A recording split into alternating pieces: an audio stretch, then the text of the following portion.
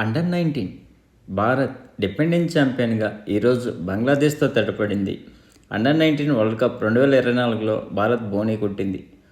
బోమ్ పొటియన్ వేదికగా బంగ్లాదేశ్తో జరిగిన మ్యాచ్లో 84 పరుగుల తేడాతో యువ భారత్ జట్టు విజయం సాధించింది. 252 పరుగుల లక్ష్యంతో బరిలోకి దిగిన బంగ్లాదేశ్ భారత స్పిన్నర్ల దాటికి 167 పరుగులకే కుప్పకూలింది. టీమిండియా బౌలర్లో సౌమీ పాండే 4 వికెట్లతో బంగ్లాదేశం పతనాన్ని శాసించగా ముషీర్ ఖాన్ 2 వికెట్లతో సత్తా చాటాడు.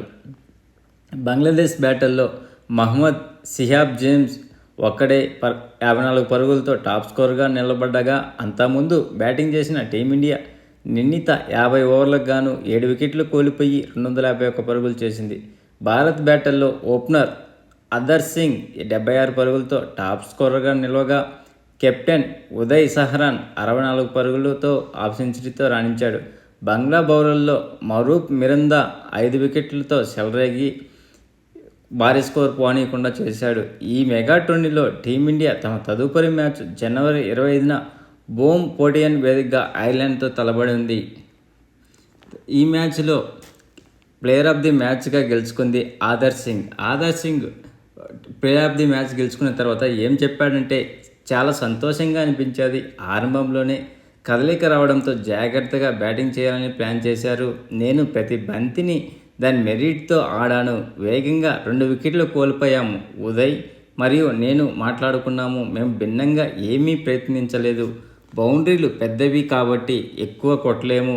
మేము గ్యాప్లోనే కొట్టాలి మరియు సింగిల్స్ను డబల్స్గా మార్చాలి. బౌండరీలు సాధించడం అంత సులభం కాదు.